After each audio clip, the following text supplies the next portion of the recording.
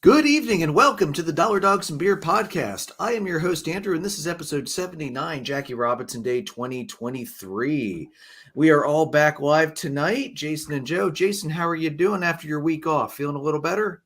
Hey, doing good. I know you guys brought it up last week, so really appreciate you guys. Yeah, we got some amazing news Wednesday where our dog, who has a partially torn ACL, does not need surgery right now. So we're hoping the surgeon that we went 2 hours away for, they're one of the best in the region, said it's so minor that it's not warranted. So rest and a little bit of physical therapy, just keeping that knee together, keeping the muscles strong. 4 to 6 weeks of rest and some physical therapy, and hopefully she'll be fine with that scar tissue development. But man, such a relief. Yeah, I'm really Doesn't mean she won't need it when we go back, but for right now, we're good. Hey, that's what matters, man. Yeah, when we were there over the weekend, it was nice to see her doing about as well as she possibly could with a partially torn ACL. She seemed pretty happy. Plus, I know the drugs are helping too. Yeah. You wouldn't know that there was something wrong with her, the way she was acting, and she was able to crash a little bit with the sedatives and rest. So it was good. Yeah, that's just great news, man.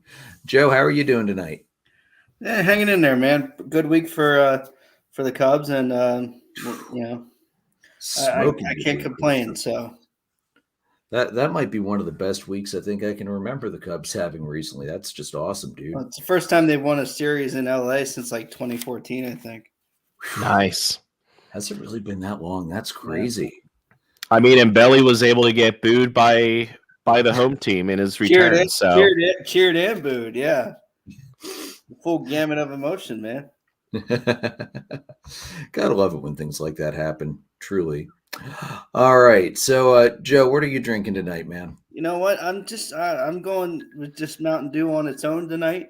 Okay. I'm trying to stay sober-minded and not get too excited about what the Cubs have been doing. So trying to keep a level head and not freak out and, think that things are going too well. That is absolutely fair and understandable. Jason, what are you drinking tonight? So I believe El Nino, Fernando Tatis Jr., his suspension's coming up, I believe, this week, right? Correct, the 20th. So in his honor, I'm going with Cheat Day.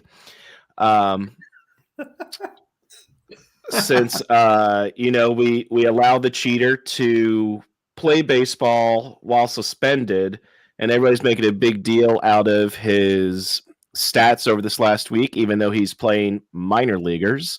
Right. So the Cheat Day, the Blackberry Cobbler Sour from Rusty Rail. That's a very, very perfect choice. Looks like Ronnie is listening in live with us tonight. Ron, hope things are going well for you. All right, so let's roll into things tonight. Oh, yeah, sorry, I almost forgot my own beer. Silly me. So tonight I am drinking from the wonderful Lancaster Brewing Company a fresh roasted, say, peanut butter English-style ale. Quite tasty, and honestly, it's a very baseball season kind of beer. Let's be real here. And anybody who knows me knows that I'm happy to plow through a couple bags of peanuts during a baseball game. Especially when you can just throw the shells on the ground. All right, guys. So we just celebrated Jackie Robinson Day on Saturday. Yearly occurrence every year on April 15th that commemorates and honors the day he made his major league debut, breaking the color barrier. Everybody wears his number 42 in Dodger blue, since, of course, he played for the Brooklyn Dodgers. The tradition of Jackie Robinson Day was started by Bud Selig in 2004, pretty much the only good thing I can think of from Bud Selig's time as commissioner of baseball. Initially, it was just in 13 ballparks. It did increase to every park by 2005. And in 1997, it was retired by MLB across the league. Notable players to wear 42. Mariano Rivera, of course, wore it until he retired. He wore it the whole time. Ken Griffey actually wore it for Jackie Robinson Day back in 2007. He did receive permission from the commissioner to do that. And then by 2009, every player and coach was wearing 42 for Jackie Robinson Day. Just just an awesome day, guys. I love seeing all the festivities they do. They had pins this year, or not pins, they had patches on the sides of the hat for it. It's also, this year is also the 50th anniversary of the Jackie Robinson Foundation, which you can find at JackieRobinson.org. And also the new Jackie Robinson Museum up in New York that opened last year also. So, that's something I'd love to get up to see at some point. I believe his widow, 100 years old, I believe, was throwing out a first pitch somewhere. I can't remember where, but I believe she was, if she wasn't throwing out first pitch, she was at least honored on the field prior to one of the games this weekend. 100 freaking years old and still kicking. That's just awesome. Yeah. And I mean, and you mentioned Mariano Rivera. He was also the last player to wear number 42. When he retired a few years ago, that was the end of 42 in baseball. Mm-hmm. Crazy to think about. And there's so many iconic things.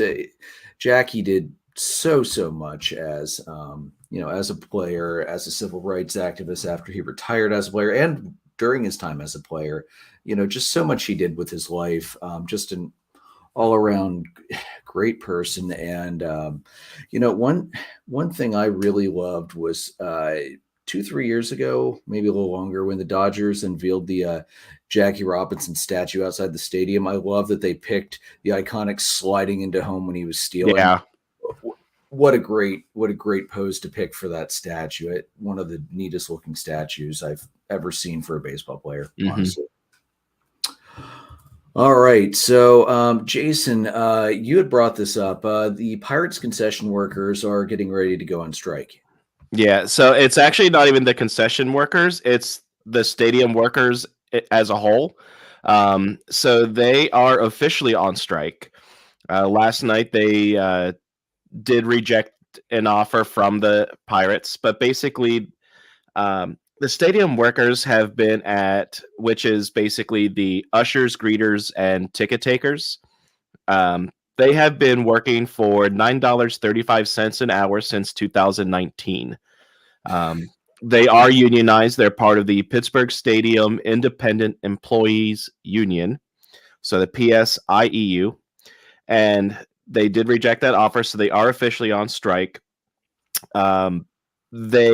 There was an offer put out today that they are going to be looking at, which is a lump sum with a retro increase for the hours worked during the 2022 season.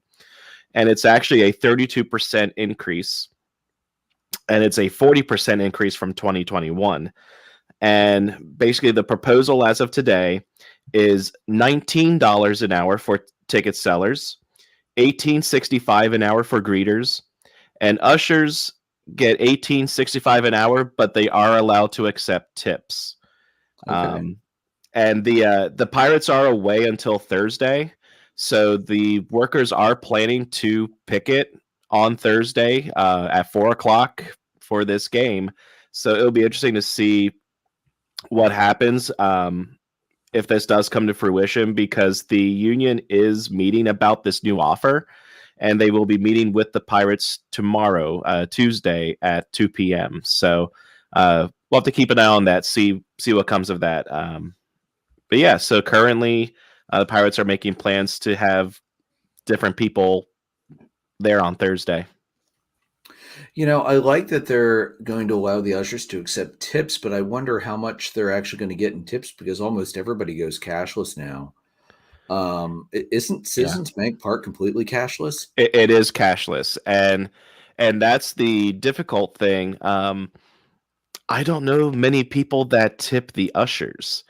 Yeah. I know in the past, it's not even something that I've really ever thought about, because it's one of those, I know where I'm going. I don't really interact with the usher. They don't really, it's not like they're providing me with an additional service, like taking food orders, taking beverage orders, taking trash, things like that.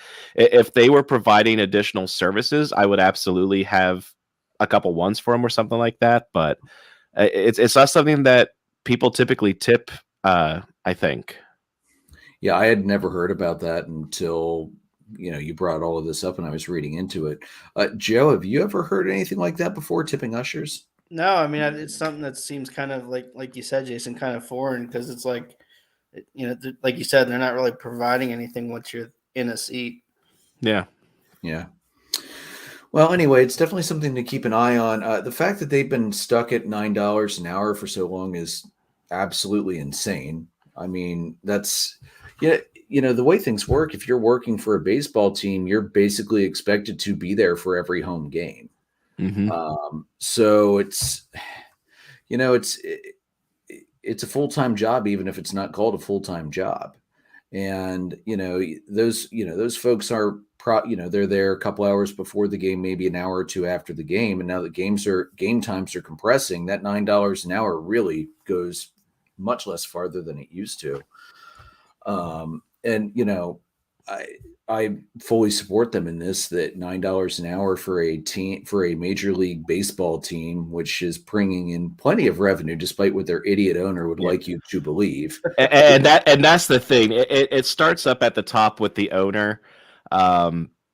He is absolutely clueless. He gets all this money and refuses to put a good product on the field. Now, they are having a good start to the year. They are a very fun team. But I mean, it just doesn't. It's just greed at the ownership level right now. If you want to increase sales, whatnot, put a good product out on the field. Yeah, I mean, look at Oakland's attendance so far this year. They are putting out a AA product on the field, and as such, they are getting AA levels of attendance.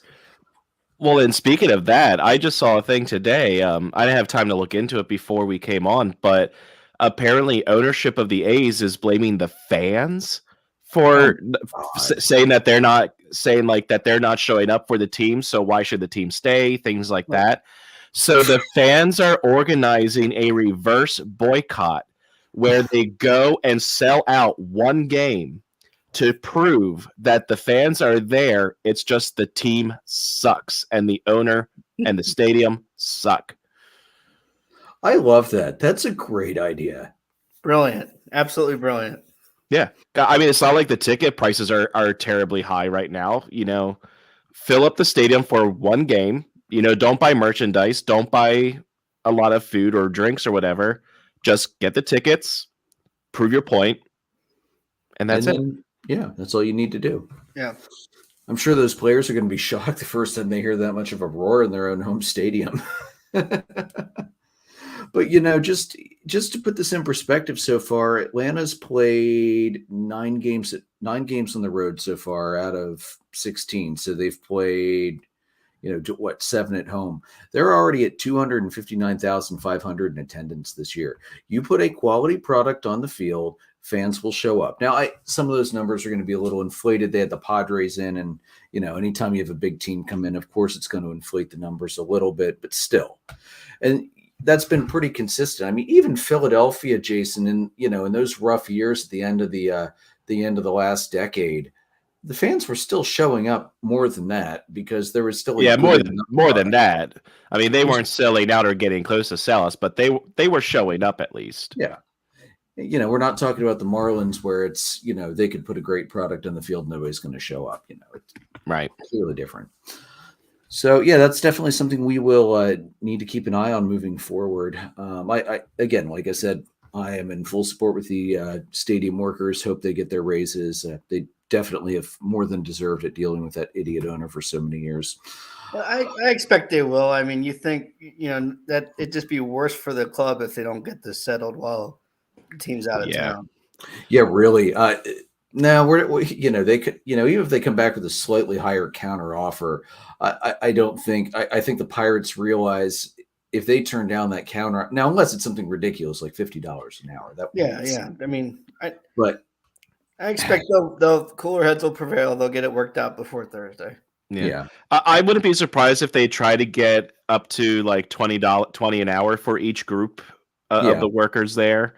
And I think some of this increase also, aside from it being just the contract negotiation aspect of it, is, the Pirates being in Pennsylvania, Josh Shapiro, the governor of Pennsylvania, is really starting to work towards a $15 an hour minimum wage in the state. So it's kind of also one of those, hey, if they're going to be increasing the minimum wage, we may as well get that and then some now. Yeah, just get it over with now. I mean, our minimum wage hasn't gone up since, 74? I think we're due. I think it's gone up a little bit within the last decade. Not much, not to livable wage, but I think it's been increased a little bit. But either way. All right, so moving on. Joe's got a new segment tonight that he is titled Read the Room. Joe, take it away, bud. Sure. Yeah, a couple of things that just make you kind of scratch your head this week is what I call it, I think.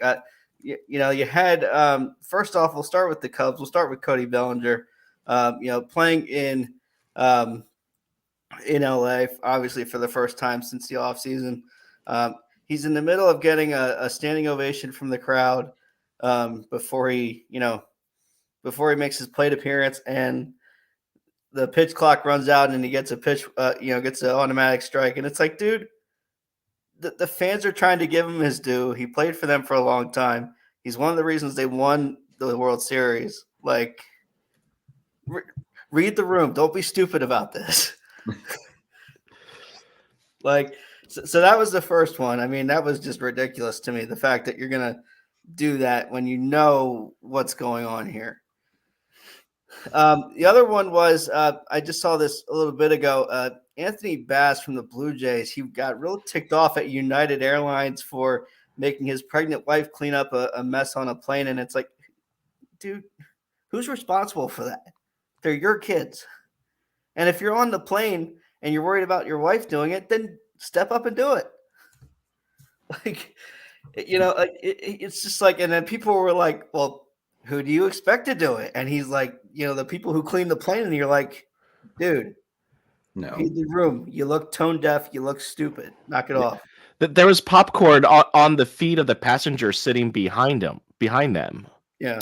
Yeah. It's ridiculous. Two more. So we got one that there was a college player. I saw a highlight where he, absolutely knocks the crap out of the ball, and he's literally cussing at the pitcher. Like, he's looking at him and cussing as he's flipping the bat. Like, dude, grow up. Act like you've done it before. You don't have to, if you want to bat flip and if you want to, admire it on your way down to first base, that's one thing. But don't, there's no need for that crap, the language and everything else. He shouldn't be surprised if the next pitch from that pitcher hits him right under the helmet. And he probably deserves it. Yeah. Because, they didn't have the audio, but you could read lips. It was not, hey, how's the weather, man? It's like any time Bobby Cox came charging out of the Braves dugout, you knew exactly what Bobby was saying to the umpire, whether the parabolic mic was facing him or not. Yeah. It's the same thing with, Ted Valentine and Bob Knight. If Bob Knight was talking to Teddy Valentine, you knew it wasn't nice. And then the last one was what I would call, I think all of these are what I call, in tennis terms, unforced errors is kind of what I would call it. And this is a real unforced error by Mike Clevenger and by the White Sox. Mike Clevenger comes out to Gold Digger. That's his intro music. And you're like, dude, we just spent the off season wondering if you were going to play or not. Like, regardless of what you think about the situation, if you're a fan of the sport or if you're a fan of the player, that's an unforced error. It makes you look like a jackass. Yeah. That's absolutely. Read the room, fellas. Make better decisions. Oh, I have a couple things regarding the first three that you shared there, Joe. Regarding the umpire with Cody Bellinger, aside from reading the room, look at what you're allowed to do. Gene Segura came back to Philadelphia for the first time this past week, and he got a great ovation, and the umpire stepped away and did not count anything with the pitch clock. Exactly. And then once Gene started to get back into the box, he started the clock, and then game went on. Umpires have the ability and are allowed to do this. So the fact that he didn't, it's not even just like because of the pitch clock. It's kind of just more of an ignorant or arrogant ump show. Yeah. I mean, it's not like it was Saturday's game or Sunday's game. Yeah. It's his first at bat in Chavez Ravine since he left. Yeah. Give him his due and let it just kind of breathe. He was one of the most popular players in Dodger Blue, especially of the last few years. Give him that opportunity. And then regarding Anthony Bass, I also saw a thing where he then tweeted later, because in the replies, United Airlines was there, and they said, "Hey, we're sorry to hear that you had a bad experience. Reach out to us and let's talk." And he then tweeted again saying, "United Airlines is taking care of this internally. Thank you all for your support." And the responses are not of support. They're like, Major League Karen tries to get airline worker making minimum wage fired. Pretty much. Like, I mean, I just don't understand why you can't.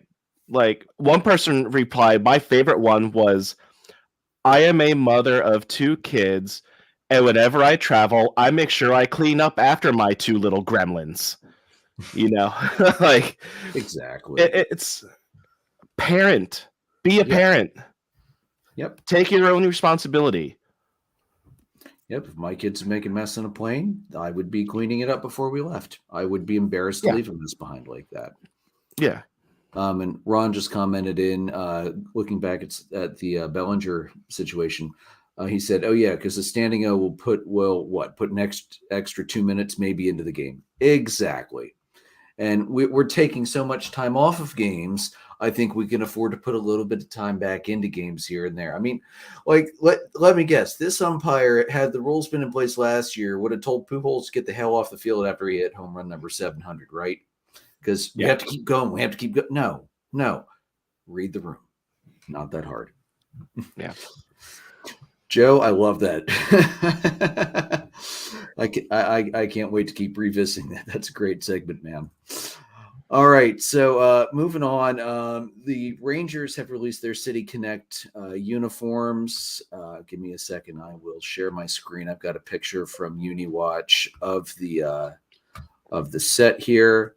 So it's a cream top, navy blue pants, and with a white, like, textured piping down the side. A very interesting number font. I actually kind of like the number font, and a very oddly stylized TX hat, which I actually, guys, I showed it to my non-baseball fan father-in-law tonight, and he said if I hadn't told him it was the Texas Rangers, he would have had no idea that hat was supposed to say TX for Texas. Yeah. So, like I said, there's no name on the back of the jerseys, which I kind of like, because it lets them blow up that funky number font even more. So it's just by itself back there. The hat features a TX logo in Gothic lettering of the Dallas Eagles logo with a spur honoring the Dallas-Fort Worth Spurs. There is a mythical creature, and I use that term in quotation marks because you have to, on the sleeve, imagining a blend of a Dallas Eagle and a Fort Worth Panther, which doesn't look like any mythical creature I've ever seen. The piping on the pants is actually in a rope braid pattern. It's a nod to the logo texture of the Dallas-Fort Worth Spurs. And they're wearing white belts with navy pants, even though it's not Memorial Day yet, guys. Yeah, sorry, I had to drop that.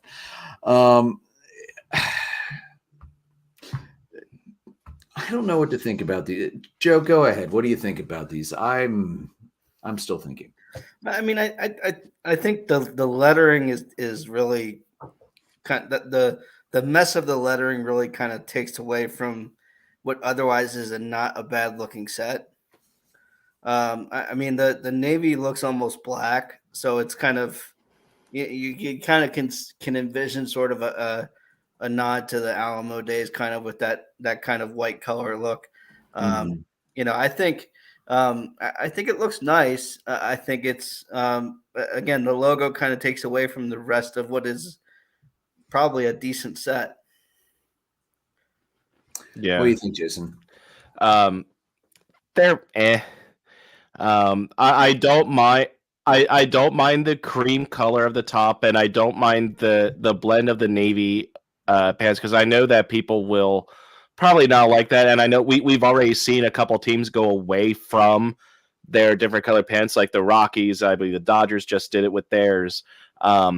But the thing that makes me okay with the color of the pants is the white belt. I think that looks pretty sharp. Mm-hmm. And my favorite thing about this jersey is the red numbers, and that's the font or the script that they're in. I think those are very sharp, and I love that they're on the back without a name. The numbers get to take just be featured on the back. It's very Boston Red Sox like to me, and I think that those are some of the cleanest jerseys when you're looking at them from the back there. Yeah, and same with the Yankees too. Yeah. It would be a really nice set if it weren't for that damn stylized TX. I just can't get past that. It's so bad. And trying to combine two mascot images together like that, it really doesn't do anything for me at all. Jason, you're right. The white belt makes a nice pop. The piping on the sides of the pants make a nice pop. Baseball likes mono white. Baseball likes mono gray. It doesn't seem to like mono color as much. So I think it is a good call here to break that up a little bit. And cream tops, there aren't enough cream top uniforms, especially now with Nike's stupid 4+1 rule that's forcing teams to get rid of uniform sets because of it. So it's a solid set. Not my favorite by any stretch of the imagination, but that number font is freaking awesome. I love that they have it on the front and on the back too, so it'll be seen both ways. And then, Jason, since you mentioned it quick about the Rockies and the Dodgers changing their City Connect uniforms around a little bit, as we mentioned a couple weeks ago, the Rockies went with white pants to break up the mono forest green look, which I didn't mind that one so much, but the Dodgers breaking up the mono blue was a great idea. So let's go back. The first City Connect, it was Los Dodgers mono blue design. They wore it 4 times the first year in 2021. By far the lowest count for any City Connect uniform that year or since. The hat had the same Los Dodgers on it. Shockingly, Los Dodgers did not sell well for hats. So last year, they kept with the mono blue, but the new hat had a black brim and the regular LA logo up on the crown, which was still only worn 5 times because the Dodgers clearly mailed it in on these and didn't care. And then this year, the hats remained. The players complained enough about the mono blue that they've gone with white pants. But the Dodgers, instead of just using the regular home white pants, they made special white pants with that stupid blue piping down the side. Just so dumb. You talk about a team like the Pirates that doesn't want to pay their freaking stadium workers. Then you have a team that's got too much money with the Dodgers that'll buy a whole new set of pants just because for a one-off uniform that never looked good from the beginning. Ugh, gotta love it. All right, so Joe, why don't you bring out the good? Yeah, so I mean, you guys kind of did my homework for me this week on this one. You're Jason, we saw too many good things. Yeah, Jason shared a nice video, and I think I'd seen it before, so I don't know if it was new, but I know I'd seen something similar in years past. But there's a softball game where a girl hits a grand slam and crumples over in a sack of rocks between first and second. Everybody else scores, and then the opposing team, 2 players pick her up and walk her and make her touch every base so that she gets that run. So that sportsmanship's a good thing. We love to see that. And I mean, and the thing about that too is, the rules state that the player's team is not allowed to touch them and help them. Mm-hmm. So she either had to crawl around the bases or in this case, the other team stepped up and helped her out, which was phenomenal. Yeah, mad props. Yeah, you really love to see the sportsmanship there. I mean, we always want to see that kind of stuff. And then the other one was the Dodgers re-signed Andrew Tolles, who hasn't played since 2018, but suffers from bipolar disorder and schizophrenia. He won't play for the Dodgers, but the deal allows him to have access to the team's medical staff and those things. So really, we talk a lot, I think, in our world about mental health, and it's nice to see somebody stepping up to the plate to help somebody with an issue. Yeah, absolutely. Absolutely. Good job, Dodgers. They may have crappy uniforms, but they make good decisions elsewhere. So just crappy City Connect jerseys. Yeah. I love. We'll clarify that one. Their regular home jerseys are pretty classic.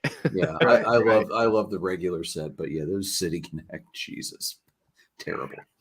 So yeah, that's I hope we see more teams doing things like that, or maybe even maybe that's something they can negotiate in the next CBA, that you can have like 5-10 spots for players that are in extraordinary situations like that won't be able to play, but that can be rostered for the purpose of letting them have access to benefits, insurance, things like that, team resources. I think that would be a phenomenal thing, and that's not something that's really going to affect your bottom line at all. In the grant, when you look at the budget by the end of the year, that's not going to affect anything. All right, so next up, Tampa Bay. The freaking Rays started the season hotter than all but two teams in the history of Major League Baseball. They ran off 13 consecutive wins. They finally lost last Friday to the Blue Jays 6-3. That game was the first time all season that the Rays had trailed by more than 2 runs at any point in a game. That record matched the 1982 Braves and the 1987 Brewers as the only 13-0 starts in MLB history. I should note the St. Louis Maroons of the Union Association did start the 1884 season 20-0. But obviously they never made the bigs. The Rays. Now, we should note the Rays' unbeaten streak was against the Tigers, the Nats, the A's, and the Red Sox, so not exactly murderer's row by any stretch of the imagination. The Blue Jays were actually the first team above 500 they have played all year, other than day one where everybody's 0-0. Blue Jays took 2 out of 3 in that series too. Yeah, they did. But here's the thing: you still have to win the games, though. Yeah. During the streak, they outscored their opponents 101-30.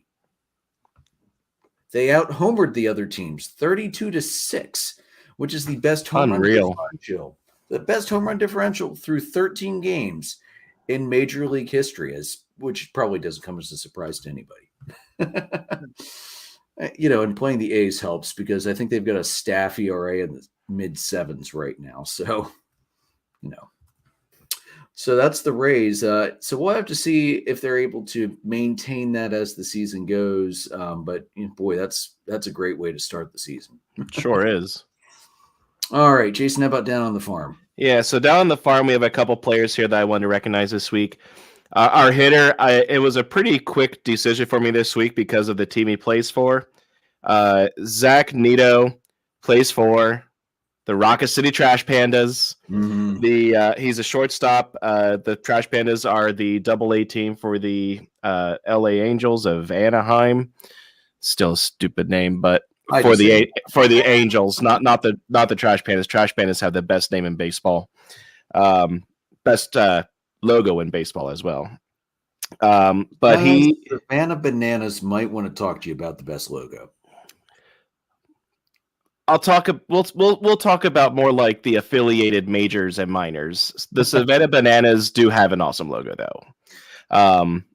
But Zach Neto this week, he hit 444, 3 home runs, 10 RBI, 3 stolen bases, and a 1.374 OPS. Absolutely lights out. He's one of those where if he were to come up with the bases load, be like, you know what, we're going to give you the Barry Bonds treatment. We're just going to walk in a run and send you to first. Yeah. And then the pitcher this week is Kumar Rocker of this is a good name too, the Hickory Crawdads. They are the High A affiliate of the Rangers. He started 2 games this week, went 1-0, 0 earned runs.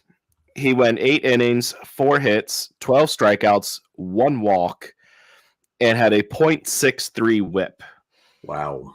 So, again, excellent week for him. So, Zach Neto, Kumar Rocker down the farm, your players of the week. Hey, Jason Ron's got a note here for you. Jason, the ice cream is amazing. I'm so mad I still haven't found any Grand Slam either. Do you want to know? I am currently 0 for 7, Ron. So, I guess I probably can't say what I want to say on air here. I guess it's time to just block Ron, boys. Sorry. All right, I'll start talking about Salt Lake City instead. Sounds good. So there's a consortium of folks from Salt Lake City, led by the former owner of the Utah Jazz, that wish to pursue an MLB franchise.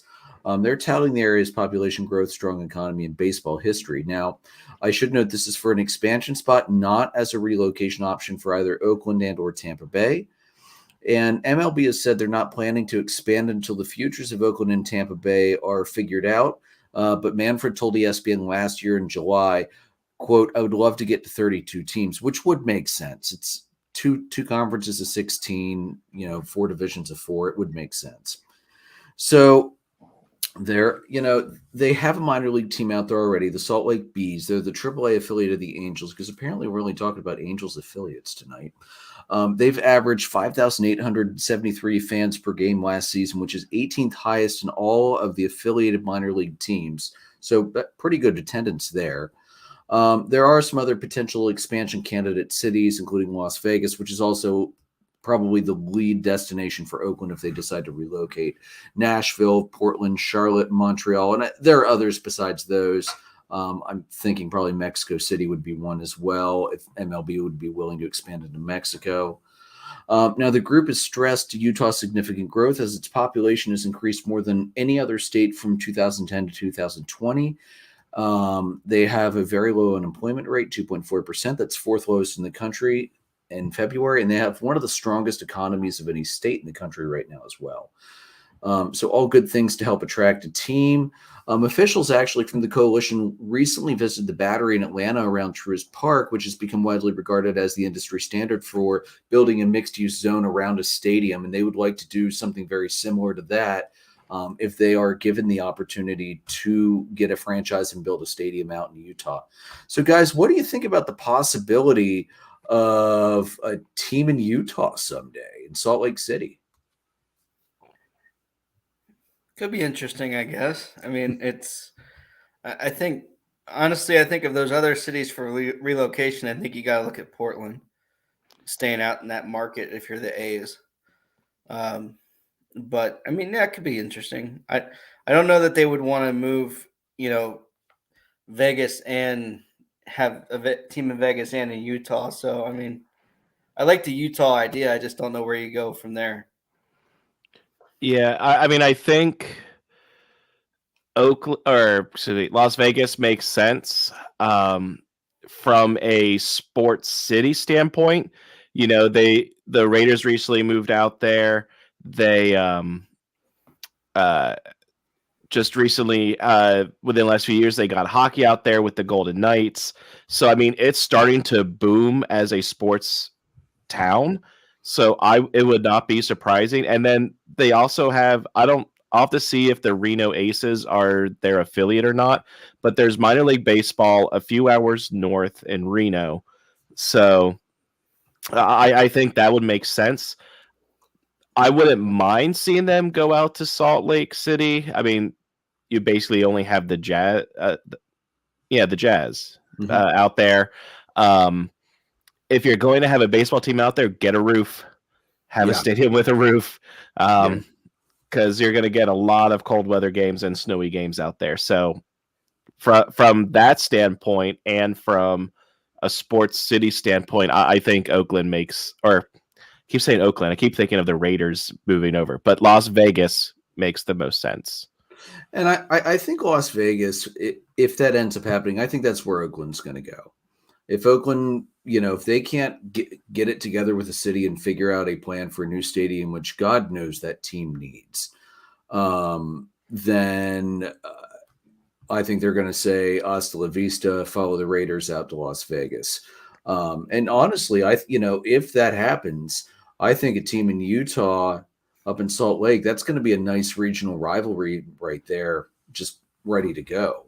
Now, it'll probably be, based on how expansion rules usually work, it's probably going to be a few years before the team would be any good. But that's definitely something to, it's something to consider. And, Tampa Bay's got to get that resolved too. If Tampa Bay ends up moving, I can't even think of where Tampa Bay would go, because the problem with the East Coast is it's pretty well clogged up and locked out. There's not a lot of space to go unless they want to go all the way north to Montreal. That's where I would think they potentially would head. You even potentially could be looking at like Nashville. The problem with Nashville is they already have the sounds. They do.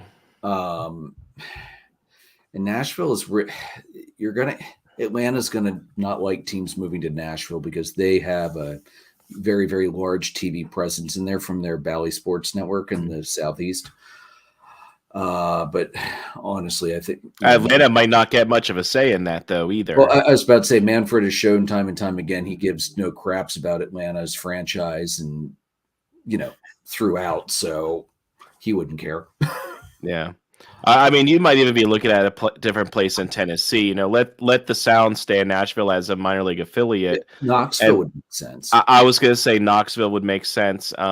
Even potentially move. I know Louisville has a minor league team in the Bats, but you could potentially have a Kentucky team in there. Yeah. But I was thinking Nashville more so, again, from a sports city standpoint. Nashville might make sense, or somewhere, even if they just go outside of Nashville. Yeah. Like the Atlanta Braves don't play in Atlanta.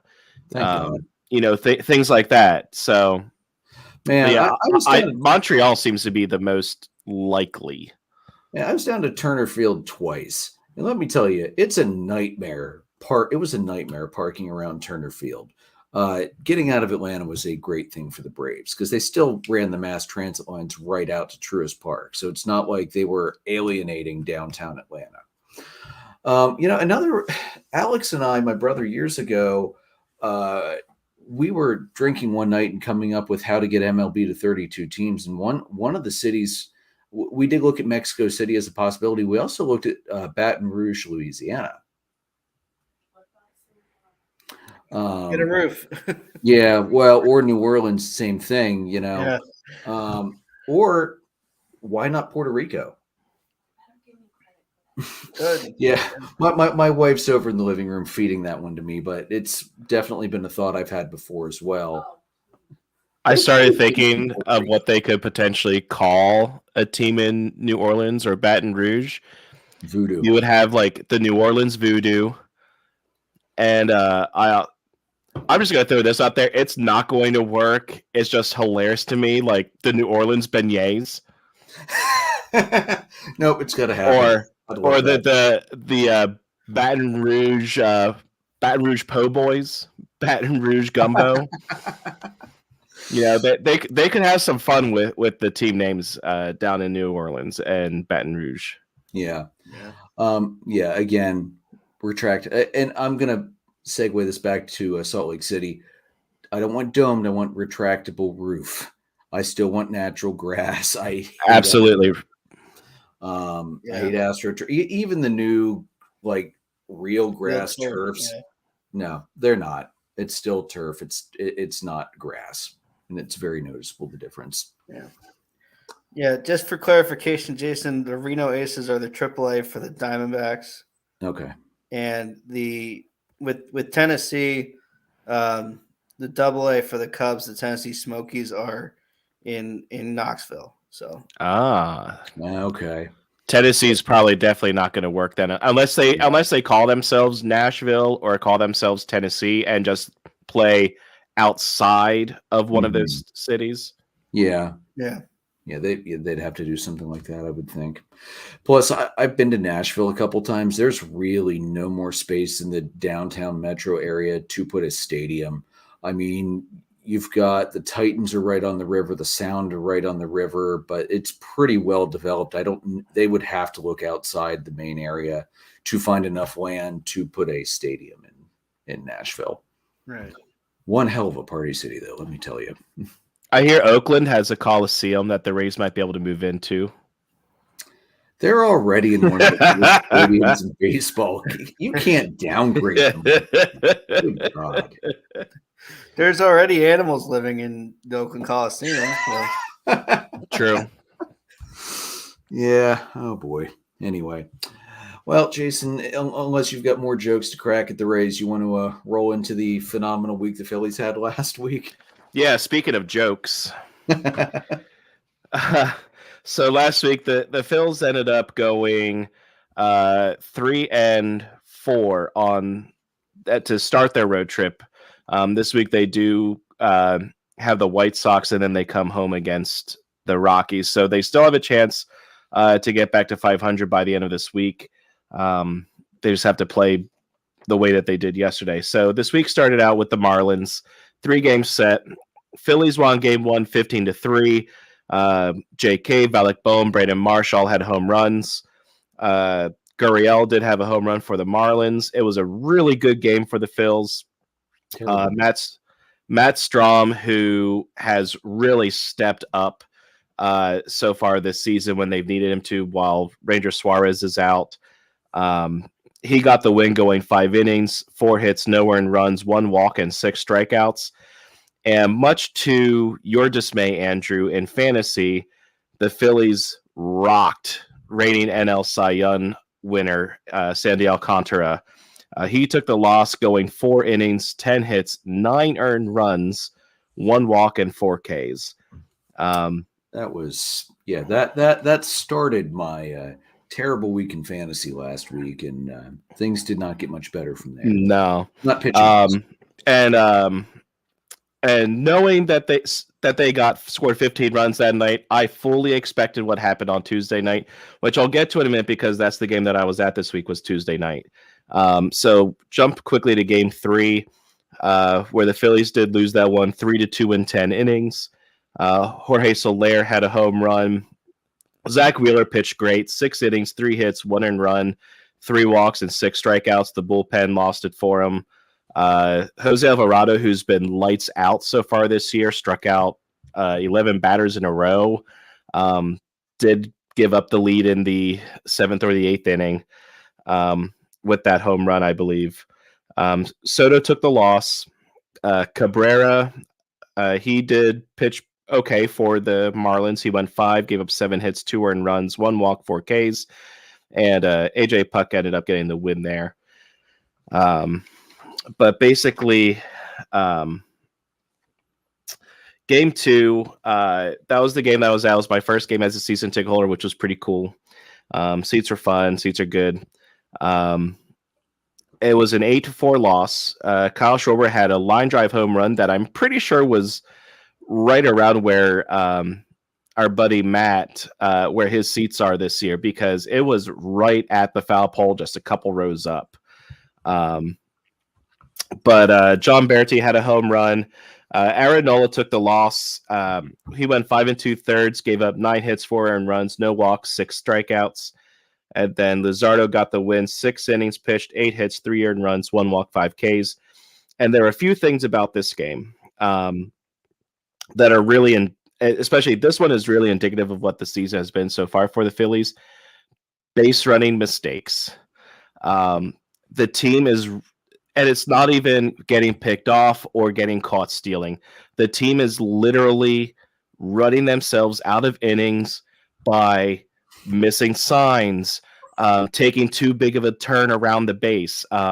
When we were there, Phillies were down. I think it was 4-1 at the time.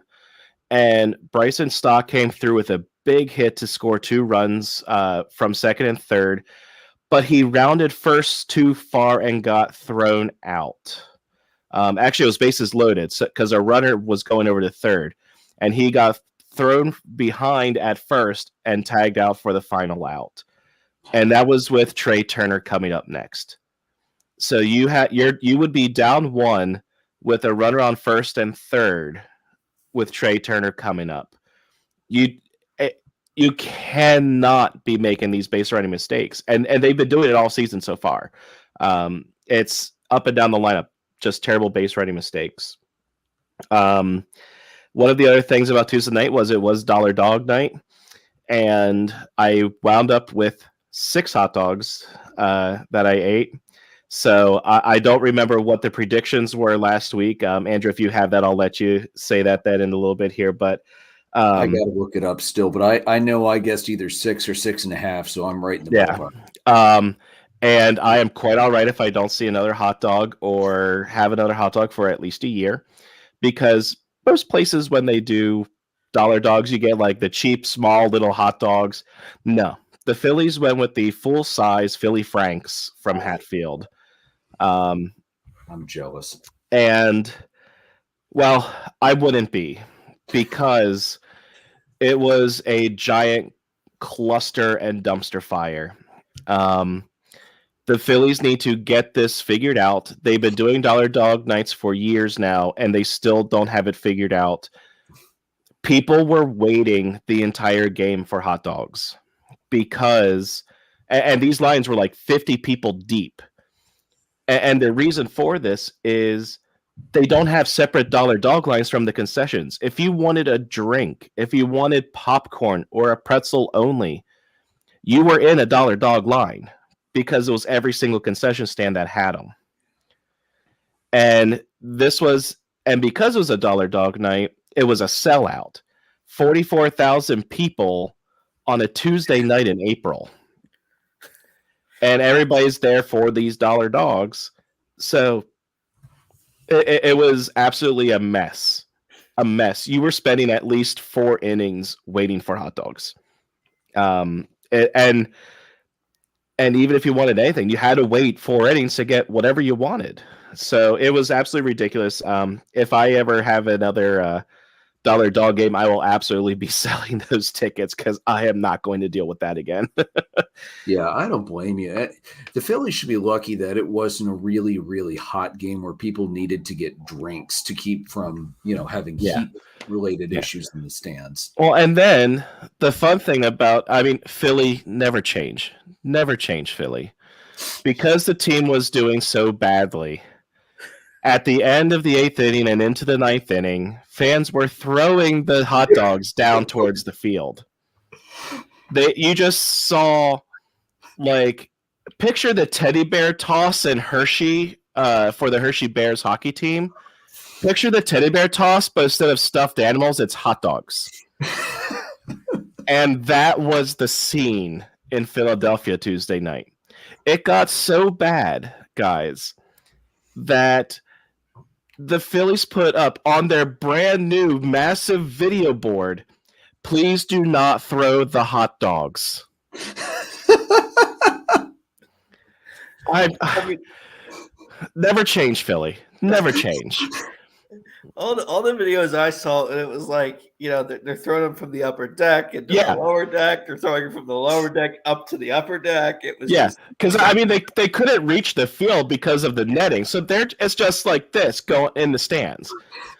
If you're gonna wait 4 innings for a hot dog, don't throw it at somebody. Right. I'm like, you're wasting like $1, but more importantly, you spent a lot of time waiting for this. Right. Value your own time. If that's the trick, apparently. Whenever you go to a dollar dog night, don't stay in the lines. Just wait for people to start throwing them down and then eat the ones that you catch. There you go. So there was funny story, Jason. Years ago, I was at the last home opener at the Vet back when I was still in high school. It was Phillies Pirates. Me and my friend John, who was a big Pirates fan, he was wearing a Pirates jersey. I don't remember who the player was. I was, of course, wearing my Chipper jersey because I'm me. And we had enough change thrown down at us from the upper levels of the vet that we didn't pay for one damn concession all game. So yes, Philadelphia never change. Yeah. And then one last note here before I move into the Reds. I'm going to recap the Reds really quickly here. We were actually able to see some history Tuesday night, which was really cool. I've never been a part of history at a ball game before. But Luis Arraez from the Marlins, he hit the very first cycle in Marlins history. He did it double to right, triple to right, home run to left, and single to left. So again, I don't like that I witnessed bad history, but it's still cool at the same time. Like, cycles aren't frequent. No. So it was really cool to see that. Yeah, that's pretty sweet. Hey, Ron said down in the comments, I'd be the fat kid catching all the dogs that couldn't eat them. Yeah, exactly. And before we left and I was finishing up my 6th hot dog, the guy beside me was telling his girlfriend, was asking his girlfriend if she could go back into the line and get him a couple more so that he could get to 10. And I'm there like, 10? Like, and he goes, well, yeah, 1 per inning plus the original. Oh, God. Like, man. Just no, thank you. Who's this guy think he is? Kobayashi in training? I'd be curious to know. I mean, well, see, that's the good thing, though, because they're like steamed and wrapped in foil, they were a little soggy, so, it does go down a little quicker. But what was the final hot dog count? Do you remember? It was close to 59,000. That's nuts. Yeah, 59,000 hot dogs sold. So after this Marlins series, the Phils went to Cincinnati to play the Reds. They split the series, which is not great, but not awful at the same time. Game 1, 6-2 loss. Schwarber home run. Falter 4 2/3, 8 hits, 5 earned runs, 1 walk, 4 strikeouts, and the loss. Nick Lodolo got the win with 5 innings, 8 hits, 2 earned runs, 2 walks, and 6 strikeouts. Phillies won game 2, 8-3. Edmundo Sosa had a home run. Taijuan Walker got his first win as a Philly with 6 innings, 4 hits, 1 earned run, 2 walks, and 4 Ks. Overton with the loss, 3 innings, 5 hits, 5 earned runs, 3 walks, no strikeouts. Game 3, brutal loss for the Phillies. 13-0 loss. Will Myers had 2 home runs and 5 RBIs on the day. Matt Strahm, who had pitched really well, he did only go 2 2/3. Didn't pitch terribly in that. He went 2 hits, 3 earned runs, 3 walks, and 6 strikeouts. But he left early because he did have a blister issue come up. And Josh Harrison, this will tell you how bad it got, pitched in the 8th inning. Oh, Jesus. And gave up 5 earned runs. Ashcraft got the win for the Reds, 6 innings, 4 hits, no earned runs, 4 walks, and 4 strikeouts. But the Phillies had a really good bounce back yesterday, which was really nice to see. 14-3 drubbing. Every Philly player had a hit and an RBI. Bryson Stott had a first pitch home run to start the game. And big thing about that here, Bryson Stott has a 16-game hitting streak that he started with the very first game. So he has a 16-game hit streak to start the year. JT Realmuto had a home run. Nola the win, 6 innings, 5 hits, 2 earned runs, 3 walks, 4 strikeouts. And Sessa for the Reds, he was just an innings eater for them just because the bullpen has been used so much lately. They just let him take one for the team. Literally. Because he gave up 9 runs in the first inning and stayed in the game. He went 3 innings, 14 hits, 11 earned runs, 3 walks, and no strikeouts. 11 runs in 3 innings. Oh, my God. So that was a Phillies week. 3-4 on the week. Not great. That's how I'll leave that. Yeah, it's an ERA of 33 for that game. So anybody who had him in fantasy this week, sucker. Almost as bad as my week. Anyway, Ron did want to note DeGrom got pulled after 4 innings, not allowing a hit. Texas tweeted out that they pulled him precautionarily. He was having a little bit of soreness in his wrist. So DeGrom is DeGrom. Dominant, but not able to stay in the field. All right. So moving on, I pulled up some hot takes from various places on the internet. I just want to hear if you guys are buying or selling these takes. I did not make any of these myself, but I did modify wording in a couple of them if necessary, just to make it a little more clear. So the first one I have: Boston won't be able to survive Adam Duvall's injury and will stay and end the year in last place. Jason, you buying or selling? Buy 100%. They weren't going to get out of there with a healthy Adam Duvall. That's true. Joe, what are you thinking? Yeah, buying. All right, and I'm buying that as well. All right. The next one: the Brewers will ride this hot start to the playoffs and survive 1 round into the playoffs. Joe, what do you think? Selling it. I think they're the benefit of the Cardinals playing like absolute crap to start the year. Mm-hmm. No way Milwaukee maintains this. Not a chance. Jason? Yeah, I'm selling, especially the winning 1 round of the playoffs. If they were to survive it and lead, that I could potentially see happening, but I'm still selling because there's no way that they win a playoff series. Yeah, I would buy that they could ride this hot start to the playoffs. I am absolutely not buying them getting out of the first round of the playoffs unless they somehow manage to get a bye, which they won't. That's the only way I see them. Even then, would we consider that their first round just to be the NLDS? And at that point, I would absolutely not see them winning. Yeah, they're not going farther than. Nope. All right, the next one. The Athletics will end the season with the worst winning percentage and the most losses in baseball history. Both of those are in baseball history. So worst winning percentage of baseball history, most losses in a season in baseball history. What do you think, Jason? I mean, it's going to be one of 2 teams. I'm going to sell. I'm going to say it's going to be the Nationals. Okay. Joe?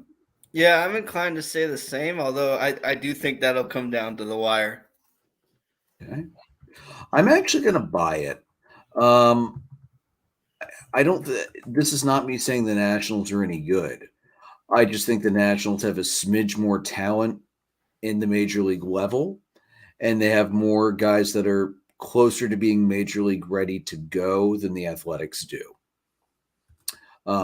Again, this is not an endorsement of the Nationals being any good. I just think they're just slightly, minutely better than Oakland. They're just less bad. Yeah. Better way. All right. Next one. The Rays will win the AL East wire to wire after their historic start. Joe? I'm going to say so. I think, they are pitching really well, but I do think, that division's pretty deep. So I don't know that they'll go wire to wire with it. Okay. Jason? I kind of want to say sell just because I know that we all picked them not winning the division. If anything, I think all 3 of us might have had them out of the playoffs, being 3rd or 4th in the division. So that shows how much we know about the American League and predictions. But the hard thing for me here is wire to wire. That means that they do not drop out of first place at all. Correct. You know what? I'm going to buy it. The way that they've been playing, their roster, their pitching, their depth, they've built themselves up a pretty good lead that I think it will absolutely shrink. It's going to be close, but I'll buy it. I'm going to sell just because I don't think they're going to make it wire to wire, but I can absolutely see them winning the East the way they've started. All right, the next one, Aaron Judge, all rise, will hit 64 or more home runs. What do you think, Jason? What is he at right now? Do we know? Yeah, give me a second. I could tell you because somebody has Aaron Judge in the fantasy team, and thank God too, because pitching was not my helper this past week. It sure wasn't. I can't wait to talk about fantasy this week. Yeah, I'm sure you can't. What else is new? I need some kind of victory, man.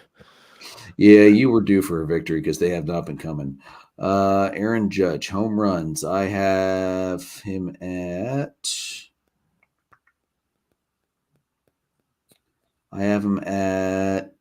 5 home runs. Okay. I'm going to sell.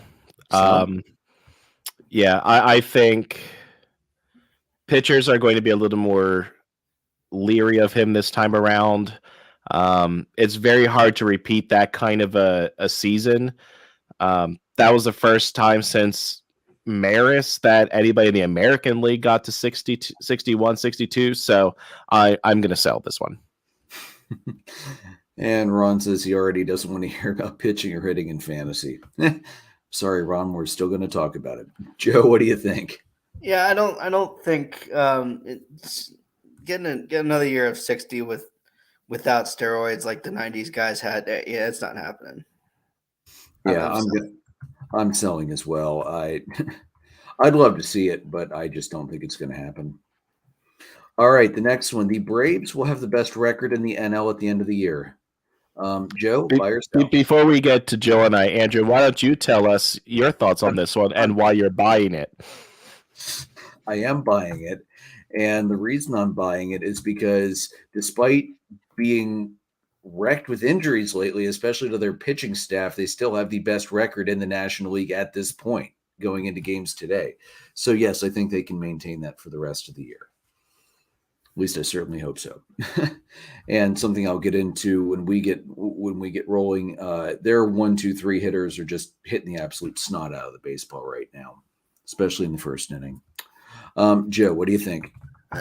I'm gonna sell this. I think it's gonna be a couple of games one way or the other, but I'm thinking they're not gonna have it. Okay, Jason. So I know you're definitely expecting me to sell this one. I hate this. I'm gonna buy it. I was hoping it didn't have to happen. And it's not even the fact that the Braves are doing this well while hurt. That is a big factor of it. It's the Braves right now are also the most complete team. And I'm trying to think of who would be fighting them for this. And I don't think it's going to be the Mets. With the way that the Phillies have started, unless they do what they did in the second half of the season or start getting it back together now, I don't see them catch. I mean, the Phillies are already, 6 or 7 back. Yes, it's early, and teams can make up that time or those that make up that gap. But the Braves are so complete. Looking at the other division winners, Brewers won't. I don't think the Cardinals will.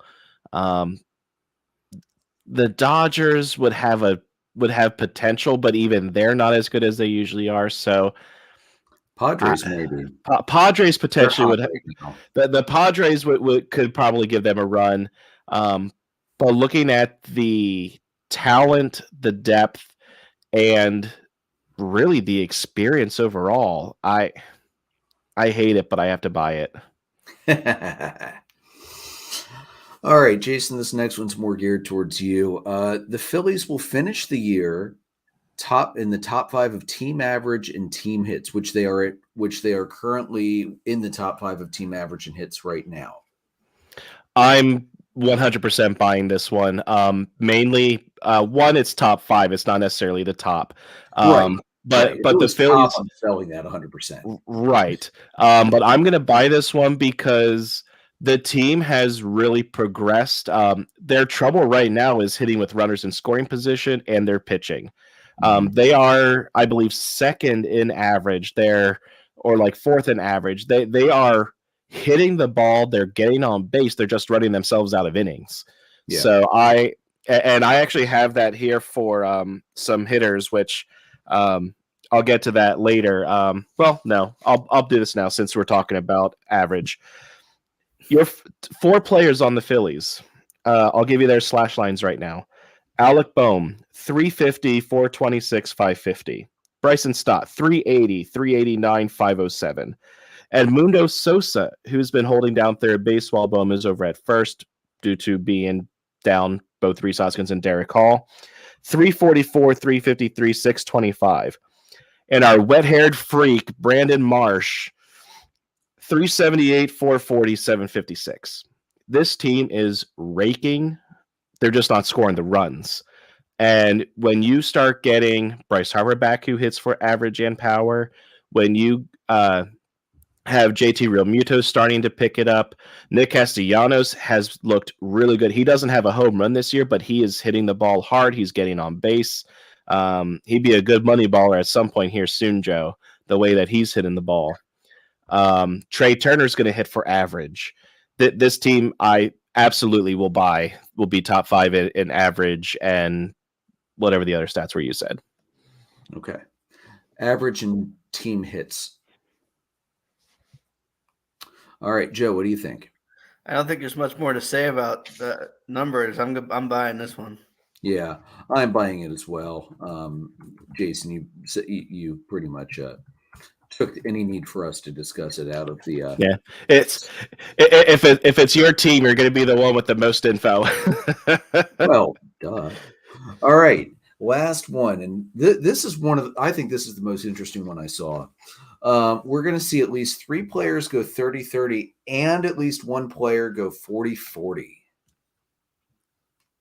I'm going to separate this out and let you do buy and sell individually because so for 30-30 and then for 40-40. Joe, what are you thinking? You know what? I'm all in on this. Both are going to happen. Buy for both. Okay, Jason? I think I'm going to buy the 30-30. And again here, the reason for buying is more from the fact of the base paths are a little shorter now. And with the pickoff rules and pitch clock stuff, you're going to see more attempts. So it's more likely to get stolen bases here. I'm not entirely in on the 40-40. And it's not even from the stolen base side of things. It's more from the home run side of things. Mm-hmm. So I think I'm going to sell that one. So buy and sell. Okay. All right. And I'm all in on both. And I think it's because Mr. Ronald Acuna Jr. will go 40-40. I mean, he almost did it once already in his career. And that was before we had bigger bases and all of that, and limits on how pitchers can try and control the running game. So I think I think you could absolutely see Acuna potentially do that this year if he can hit enough home runs. The stolen bases will not be a problem. He's coming into tonight with 6 already? 7. Yeah, he's already got 7. So, I think the 40 steals will not be a problem for Ronald Acuna. It's will he get to 40 home runs as well, which I think is definitely a possibility.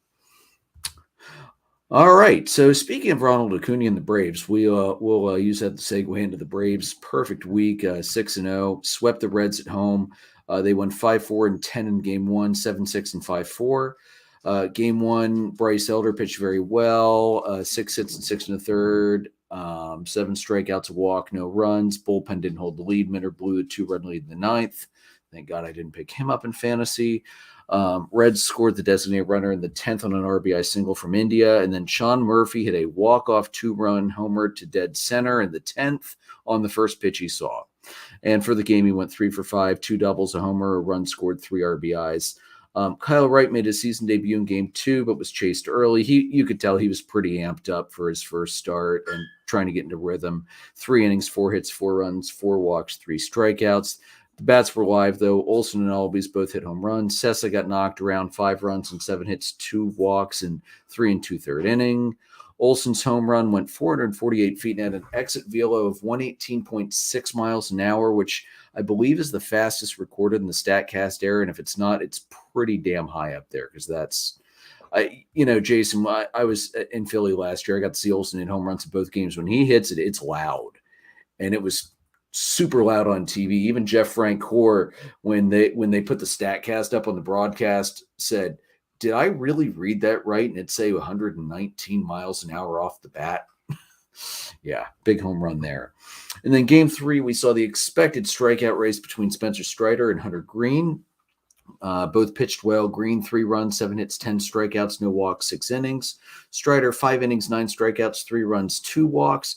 Both pitching staffs, not surprisingly, struck out 14 batters each. So, Joe, we set the over-under at 32.5, and they got pretty damn close to that 32.5. Yeah, Acuna went 3 for 4, double, 3 RBIs, a stolen base. Rosario hit the go-ahead home run in the 8th, and Minter did pick up a second save.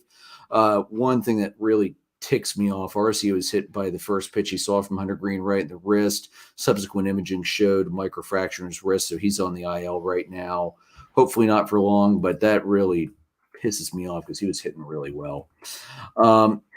Jason, and maybe I don't know if you're going to quite agree with this assessment of the Reds now we've both played them recently.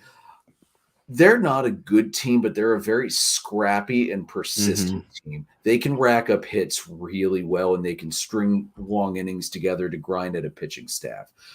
They're not going to win the division by any small stretch of the imagination, but I'm liking my prediction that I made that they will not be dead last in the division. I think they've got just enough to hold on to that 4th spot and knock somebody else to 5th. Who do you think, just because I'm curious, who do you think will be at 5th there? My preseason prediction was the Pirates. I think I'm going to stick with that right now. I do love what they're doing. I don't know if they have the depth to replace O'Neal Cruz for as long as he's going to be down, and I think they're going to come crashing back down to earth without him. I'd love to see the Cardinals stay down there, but I know that's not going to happen. Yeah. All right. And then Atlanta continued the road. They went on the road. They were home for the Reds. They went to Kansas City. They swept the Royals. They won 10-3, 9-3, and 5-4 because the Royals are just not a good baseball team this year.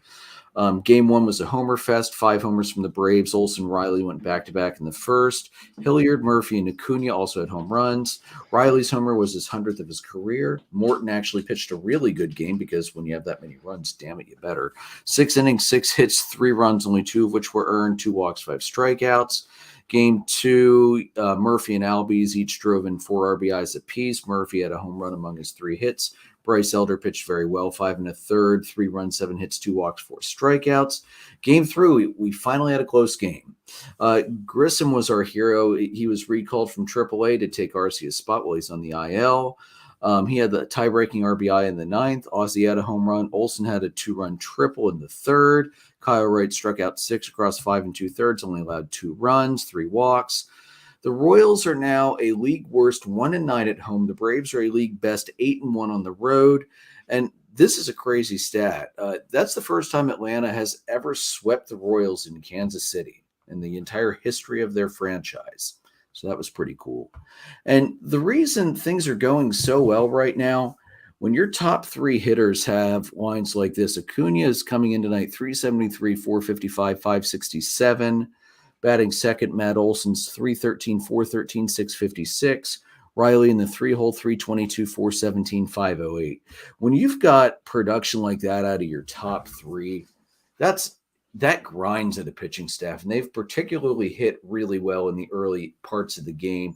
Matt Olson has said, it seems like lately every time I come up to the plate, Ronnie's already out there on base somewhere wreaking havoc on the pitching staff. So, if Atlanta, obviously I don't think all 3 guys are going to hit 300 plus all year, but I don't think 280 plus is out of the realm of possibility for those 3 guys.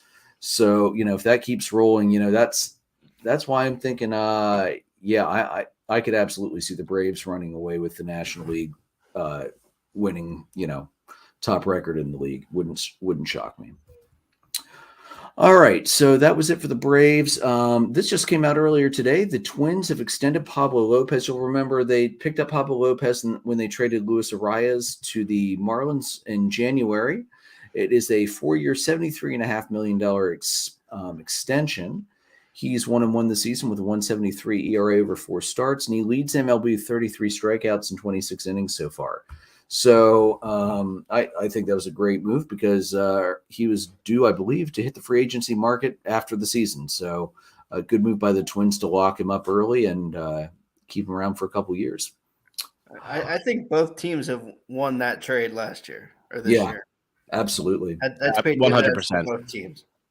It's nice to see that too. You don't always have to have a winner and a loser in trade. Sometimes, teams will pick a guy that just needs to change the scenery, and another team's got a guy that needs to change the scenery, and the two guys change and they both do better. It's really awesome to see. All right, Joe, how about them Cubs?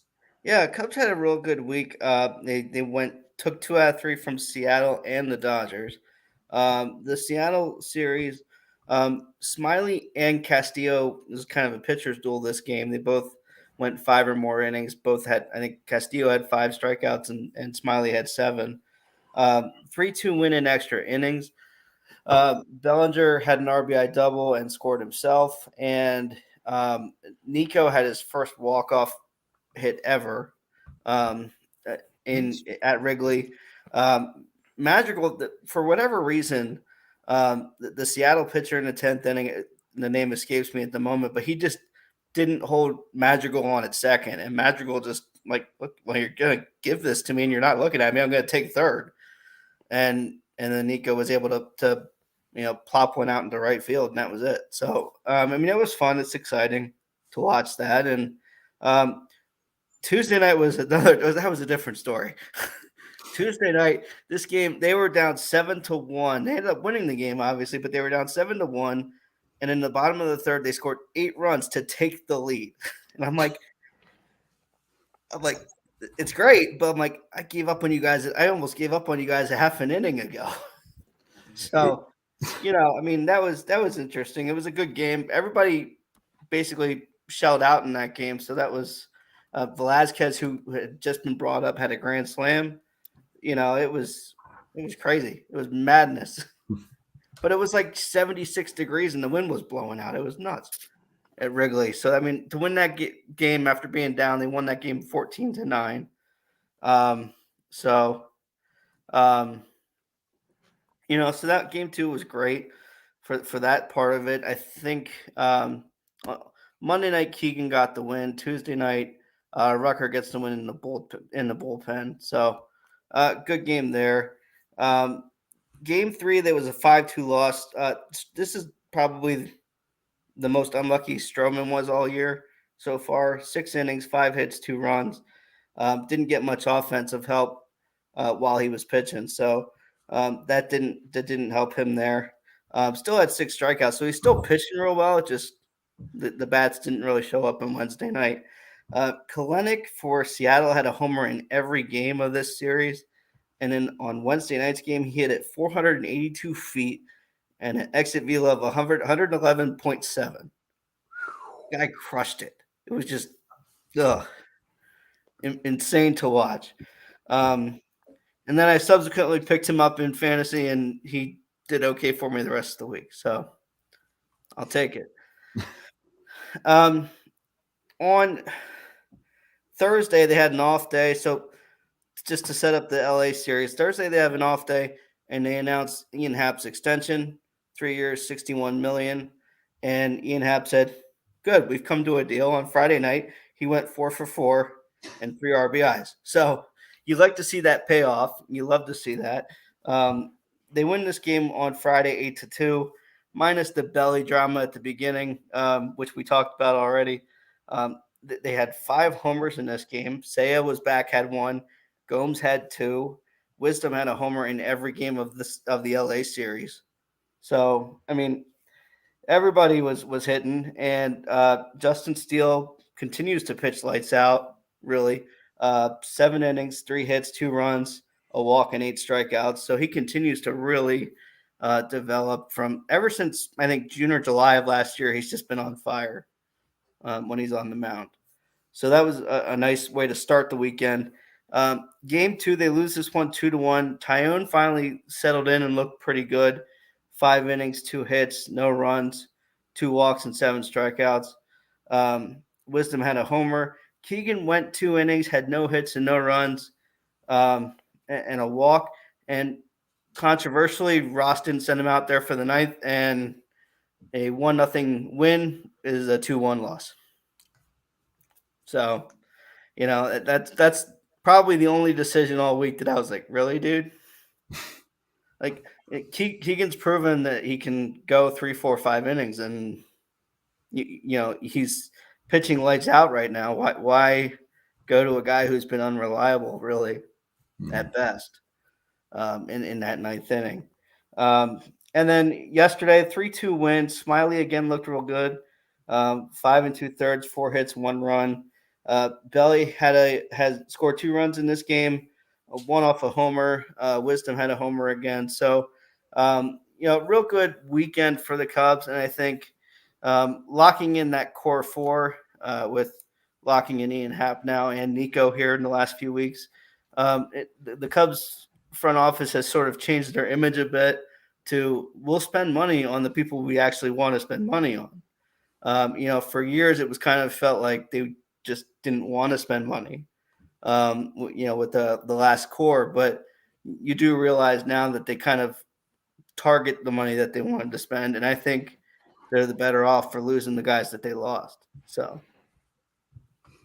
Yeah, definitely. Good signings all around. The big question, I think, in Cubs land right now is how soon does Matt Mervis come up? Because Hosmer has been mediocre at best. At first, he's kind of losing some reps there, and he's just not hitting real well. He's got hits here and there, but it's not what they expected. And Mervis is just tearing the cover off the ball in AAA. So that's the countdown: is when does Mervis come up, and how soon does it happen? All right, sounds good, Joe. All right, and great week for the Cubs. All right, let's move into the Dollar Dogs and Beer Fantasy Baseball update. Last week was once again a tale of 2 shutouts, completely opposite of what we had the first week. Or blowouts, not shutouts. You're not going to see shutouts very often. So Jason annihilated me 20-7, although I will say the score is not quite indicative of how close it was. And then Joe, you picked up a big win over Ron, 16-9. So just first of all, looking at our match, Jason, I got annihilated by 2 horrible starts, and your pitching was insane, going 8-1. So I knew I was really not going to. Once the Alcantara start happened, I was like, I'm probably not going to do well in pitching. And then who else got me? Brito. Yeah, you picked up Brito the day that he started and gave up all those runs. Yeah. He lasted 2/3 of an inning. He is subsequently cut immediately thereafter. Yeah. The crazy thing is, though, offense, I knew based on how my team's been set, I knew offense was going to be pretty key for me all year. And, the categories were very close the whole way offensively. Yeah. Average was less than 1/100 of a point. We were almost at tiebreakers for that. I only beat you by 2 runs. You beat me by 2 singles, 1 double, 1 triple, 1 home run, 3 RBIs, 1 stolen base.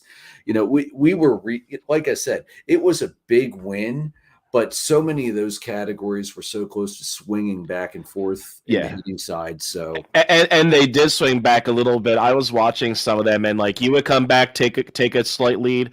I'll come back, take a slight lead. And I tell you what, though, I was just paying so much attention because you had Yordan Alvarez last night, and I'm thinking, oh my gosh, if he goes off, I'm going to go from this 20 down to 17 or 16, which I would still gladly take, but that's a big 4 categories there because he went 1 for 4 with a single, and I had a 2-run advantage or a 2 an advantage of 2 in the single category. So that if there was one hit that he could have, it was that one.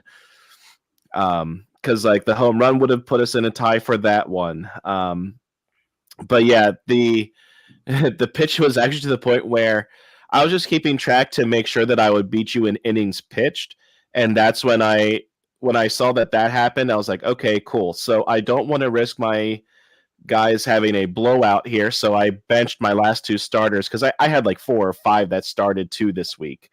Yeah. So I was like, I'm just going to start 1 here just to make sure I get the innings pitch covered, and then was able to bench the ones in the. I think I had Framber Valdez go last night, or something like that. So I ended up just benching him.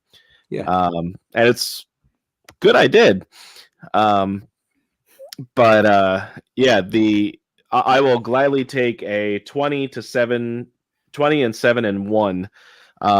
I'm actually impressed that we only tied in one category, which was the hold.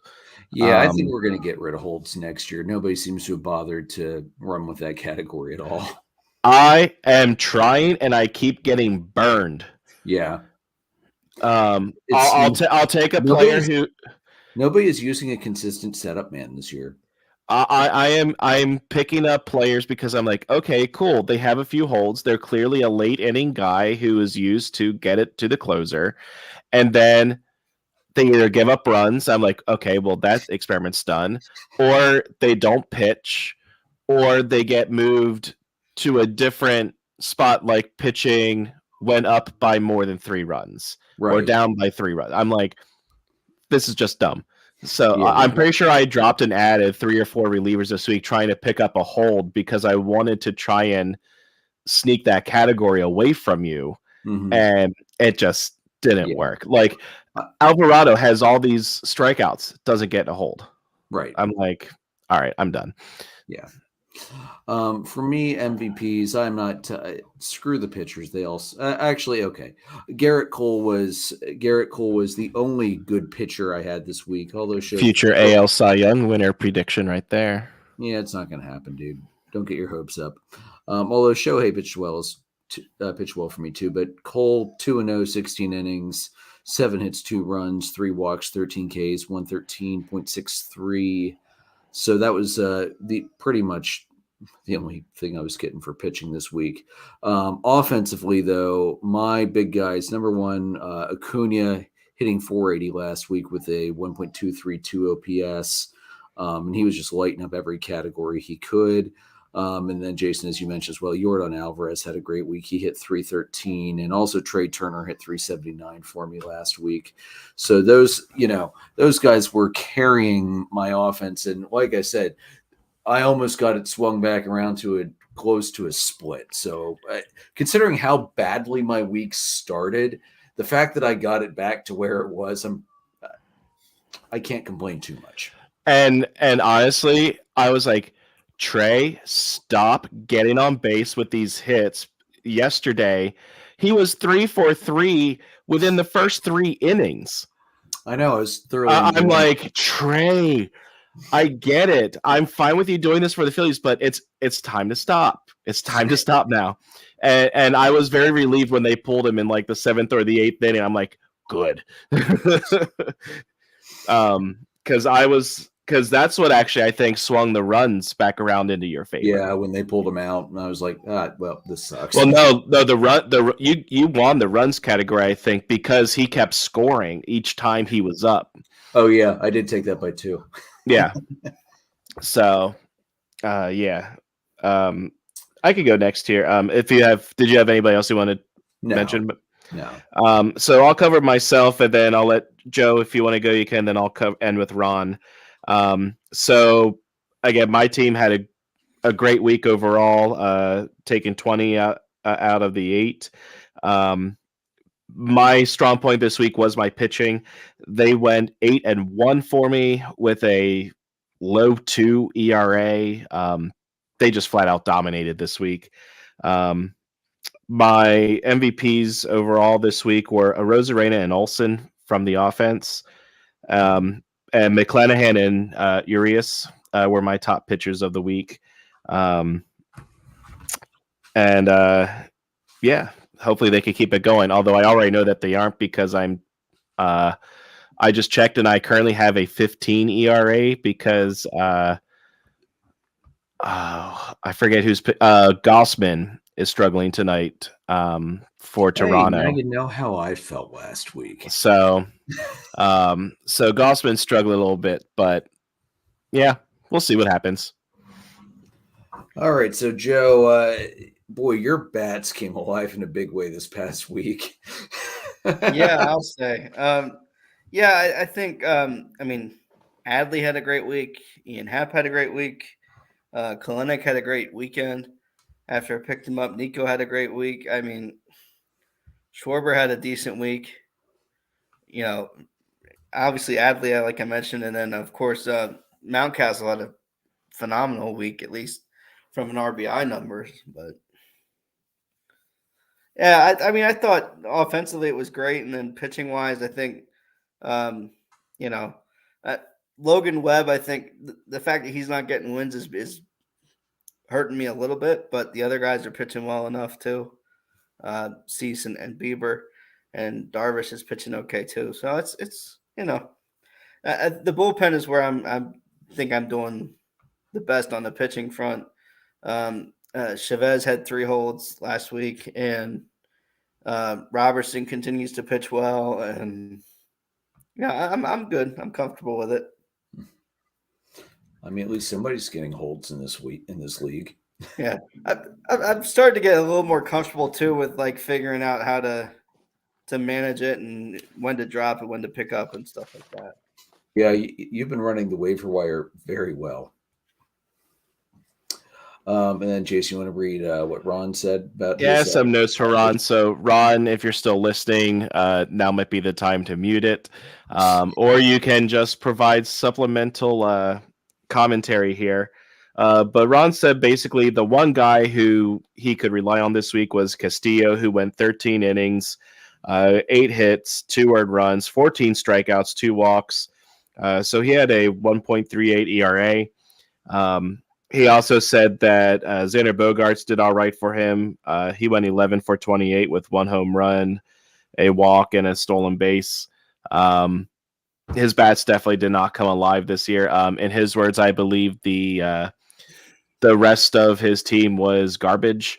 So, not the best week for Ron. I know he's starting to make some changes to his roster. He did have a really good pickup today, I think, in picking up Cedric Mullins of the Orioles. I think he's going to be happy with that pickup. Yeah, that might be the best pickup he has made all year, actually. Really good choice picking up Mullins. That'll cover a lot of needs he has.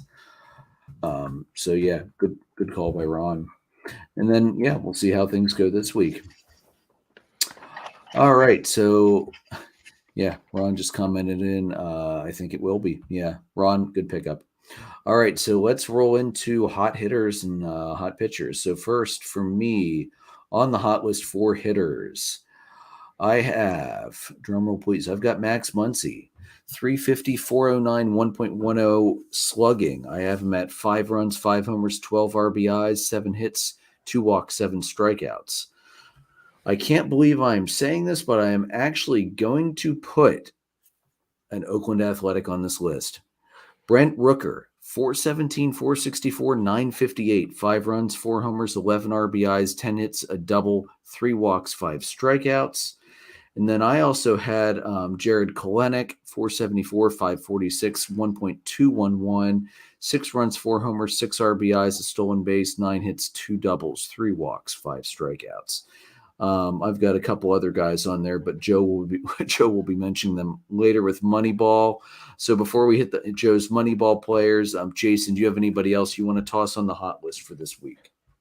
Just the guys I mentioned earlier on the Phils who are stepping up right now. Bohm, Sosa, and Marsh.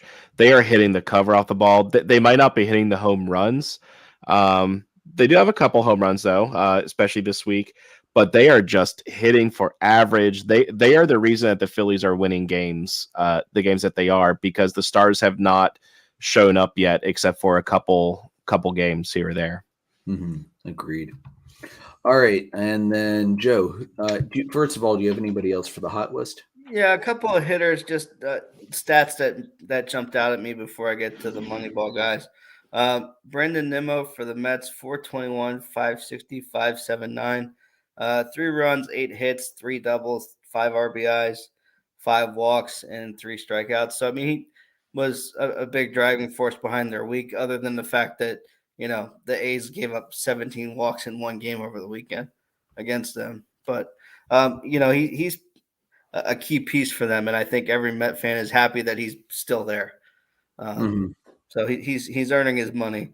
And then Mountcastle, the average numbers are putrid, to be kind, but I'll read them anyway. 179, 172, 500. But 3 runs, 5 hits. 3 of his 5 hits were home runs, 11 RBIs, 5 strikeouts, and a stolen base. I mean, that 11 RBIs, I think he had 9 of those in one game or 8 of those in one game. So, I mean, the guy was, productive. I mean, the numbers aren't great, but the averages aren't great, but he's productive. And then we'll go into the Moneyball guys here. There's 2 of them. It's kind of, pulling teeth to pick one, or, really being tough on this one. So I'm going to give them both. Adley Rutschman for the Orioles, 5 runs, 7 hits, 2 homers, 7 RBIs, 10 walks, 2 strikeouts, slash line of 280, 486, 600. And then Ronald Acuna Jr., who you left off your list kindly, thank you. You're welcome. 480, 552, 680, an OPS of 1232. 6 runs, 12 hits, 2 doubles, a homer, 6 RBIs, 3 walks, 5 strikeouts, and 2 stolen bases. Yeah, that's not bad. That's why I said he might end up going 40-40. It would not shock me.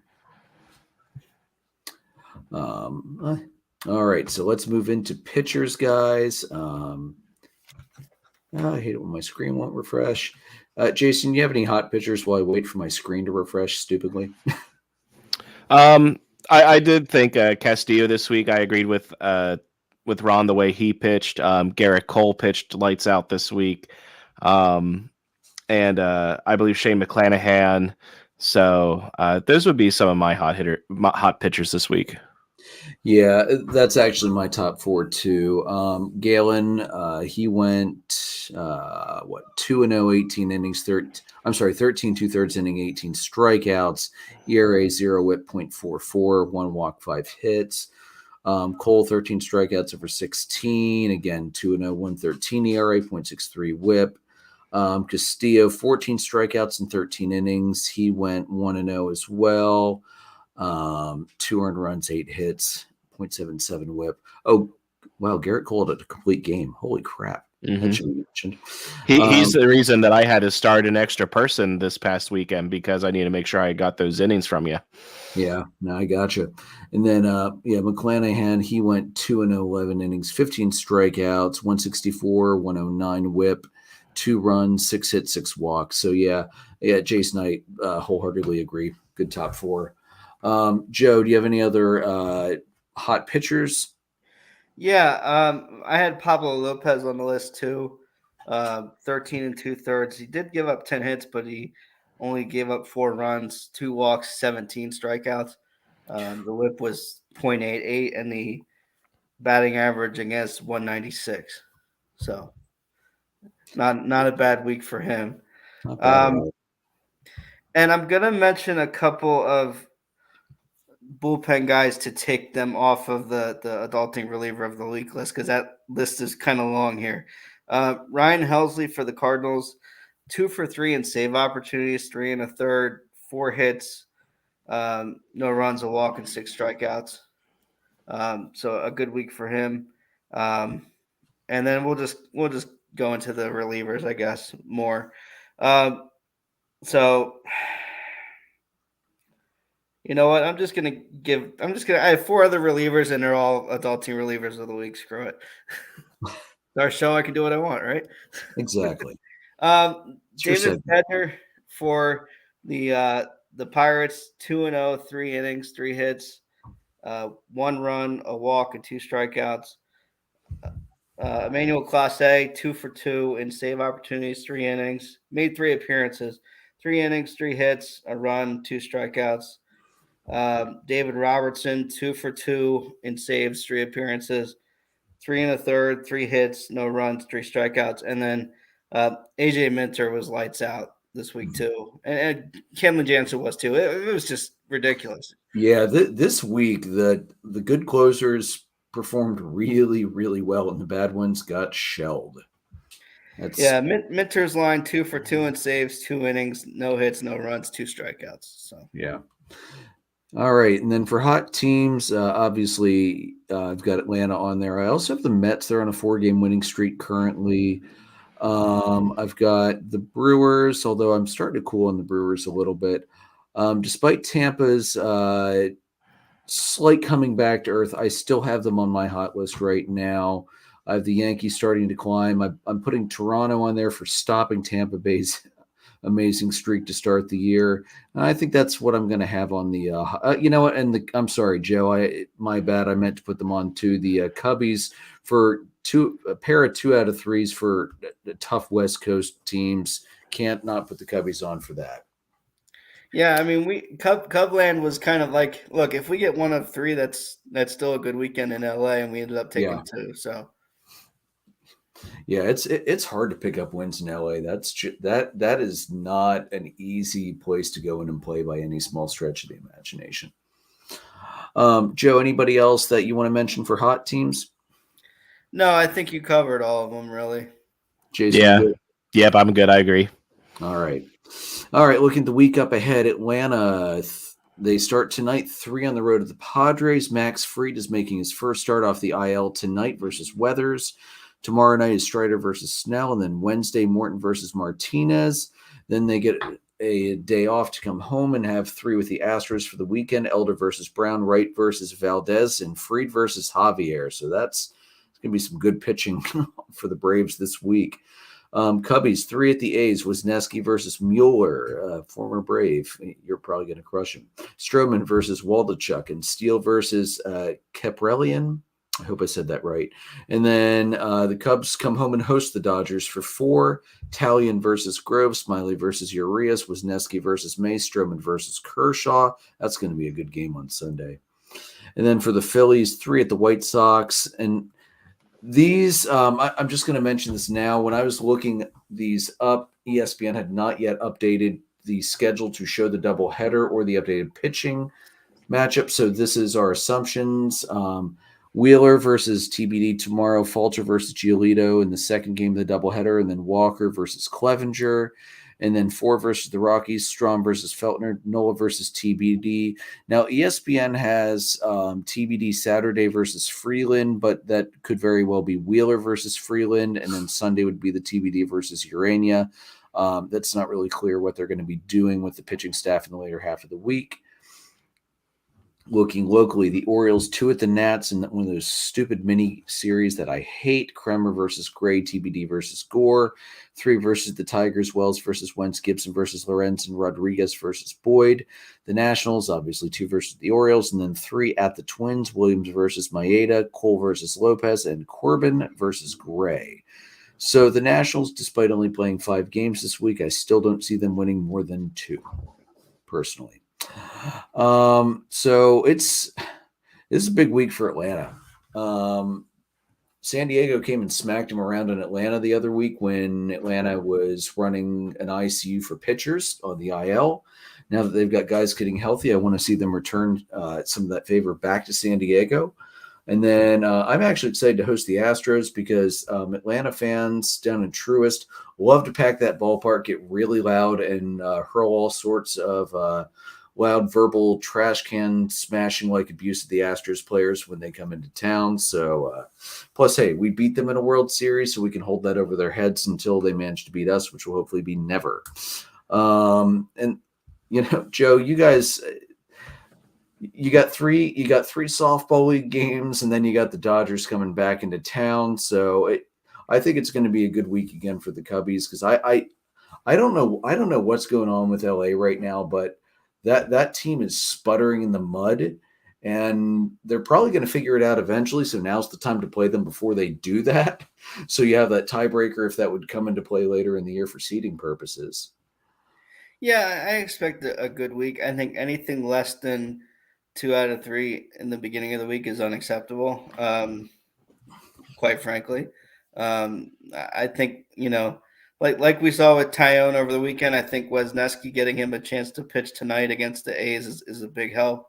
Mm-hmm. And then he'll pitch again over the weekend, Saturday, I guess, against the Dodgers. So I think he'll find his groove. I'm not too stressed about it. Stroman is Stroman, and Steele has been lights out and ridiculous. So yeah, he's been really impressive. Yeah, I'm excited about it. I think Belly will kind of see what happens here. His wife is due any day, so I'm not sure how much time he's going to be down or away from the team for that. But he's hitting the cover off the ball now. He's really kind of finding his groove. It's good to see. Yeah. And it was really fun to watch him rob Hayward of a homer on Saturday night. I was waiting for that. Yeah. Speaking of Jason Hayward, he's actually really bounced back this year so far. Talk about a change of scenery doing somebody good. Yeah. Absolutely. I had lots of negative things to say about Jason Hayward over the last year or so. You did? No. Who would have thought? But I am glad he's kind of rebounding and having a bounce back of a bit here. Yeah, it is good to see. I'll always have a soft spot in my heart for the Jay Hay kid. And then Jason, honestly, you and I were talking about this before we went on. This rain delay is almost a bit of a blessing in disguise because you guys got hosed to start the year with a ridiculous number of games in a row. What you were supposed to do? It was supposed to be like 16 or 17 straight games. So today they get an off day. Now I know they have to do 2 tomorrow, but man, the schedule, and I know that they're not playing the best teams and I know that they're not playing well in general, but like 16 games straight is brutal. Yeah, it really is. Your guys need a day off worse than most. I mean, and they're traveling multiple times during it. I mean, they had a little bit of a homestand, go out to Cincinnati, go out to Chicago, come back home to Philly, and then they go back out, I believe, again. So it's rough. Yeah, it's we've questioned before MLB's scheduling, and I question it again when you see teams have these long runs of games, and it's like, weren't we just talking about how we care about player safety? Because this doesn't feel like it. Yeah. And then Ford versus the last place Rockies, who are currently at 5-11 and are doing a great job at proving their owner that they damn well will win 95 games this year.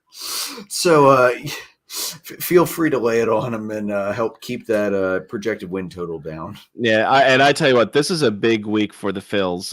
This is kind of a prove it week. This is their chance to right the ship, get back to 500. They need to win both of these series. The White Sox aren't good. The Rockies aren't good. They need to win each of these series. It will be flat out disappointment if they don't win both of them. Yeah, I mean, the White Sox are at 6-10 to start the year, something like that. Mm-hmm. So, yeah. Now is beat the dead horse while it's down. Take your wins where you can get them. Yeah, I mean, the thing right now, the thing that's been my struggle point so far is, I love Rob Thompson, and I am by no means calling for him to be fired or to be questioned right now. But some of the decisions he is making, last year he couldn't make a wrong decision. So far this year, he can't make a right decision. I don't understand why you have Brandon Marsh, who's playing out of his mind right now, and you're sitting him against lefties to get the right-handed bat matchup, and the right-handed bat that you put in there is Christian Pache. That is mind blowing. If you're taking your lineup and you're putting players, and the bottom of your lineup reads Cave, Harrison, or Clemens and Pache, you're basically quitting at the bottom of the order. Yeah. So he just needs to play his best guys right now daily. The only thing I wonder why he's doing this is maybe because of this long run of continuous games played. Maybe he's just trying to force some of his starters to rest a little more than he normally would. Yeah. The good thing is the rest of this week until Saturday, I believe it is, the Phillies don't face a left-handed pitcher because the White Sox don't even have a left-handed starter. So, naturally, when we go on Saturday for our next game, they face a left-hander. So we'll probably see Pache and Harrison. I'm like, let me at least hopefully see a win. I'll say this. Being that Pache came up in Atlanta, I'm not surprised to see this performance. We knew his bat was never going to be a strong point. We were hoping he would at least get to the point where he could be at least a 230 guy, because his defense is great. He's a great defender in the field. Absolutely. But I really, based on what I'm seeing from his time in Atlanta, Philadelphia, and Oakland, I don't think it's going to be long until he's just going to be a bounce around guy who is pretty much there to be a defensive replacement in the outfield. Yeah. I mean, and he has started getting some hits here and there. He needs more time to work with Kevin Lawn, the Phillies hitting coach. Kevin Lawn is one of, if not the best hitting coach in the game. And I mean, the way that he turned Brandon Marsh around, Brandon Marsh was struggling when he came over. Edmundo Sosa was struggling when the Phillies traded for him. He needs time to spend with Kevin Long, but not game time. Get him off the starting lineup. Let him just work on his swing with Kevin Long. Well, and to be honest with you, Jason, when Harper comes off the IL, I won't be surprised if Pache is sent down to AAA to make space on the active roster for him. And I think that's where the trouble is. I believe Pache is out of options. I believe the Phillies would have to DFA him or put him on waivers. And putting him on waivers, I think that they're hesitant to do so right now because they don't want a team to pick him up. Having just they traded nobody away for him, but I think that's why they're worried about that. I think if anything, you might see Jake Cave go down. But for me, with Pache and Harrison, I'd much rather have Scott Kingery up. Absolutely, I would prefer to have Scott Kingery up with the team right now. And Ronnie just noted, I do not like Harrison. So that's pretty well universal. Yeah, you're right. Pache is out of options. Actually, I think I remember that as being a surprise that Oakland pushed so hard to get him when we did the deal for Matt Olson last year, because of him having only one option left, because we burned through his options so quickly because great defender, no bat. So, yeah, that's the thing. His defense is good enough that I could absolutely see a team taking, if you DFA him, some team grabbing him off waivers and stashing him in their minor league system to mature more and then bring back up later. So, this is the week for the Phils to right the ship. All right. So that's it for us this week. Guys, do you have anything else you want to bring up for the week? No? All right. That was a good week. Fun week, especially for Braves fans. All right, so guys, you can find audio recordings on Anchor, Spotify, Breaker, Google Podcast, Apple Podcast, and anywhere else you can find the podcast. See us live on YouTube, on Facebook Live, as well as Twitter. Merchandise is at redbubble.com. You can follow us on our Facebook page, facebook.com/DollarDogsAndBeer, on the Twitter page at DDAB_podcast. All three of us are on Twitter as well. I'm at PyroLord314. Jason's at JRecker300. Joe is at JoltJoe35. We are presented by Dark Arrow Podcast, LLC, and we are sponsored by the amazing Whiskey and Blade Barbershop here in Lidditz. May your dogs always cost $1. May your beer always be cold, and do not throw them out in the field in Philadelphia. Have a good night, everybody.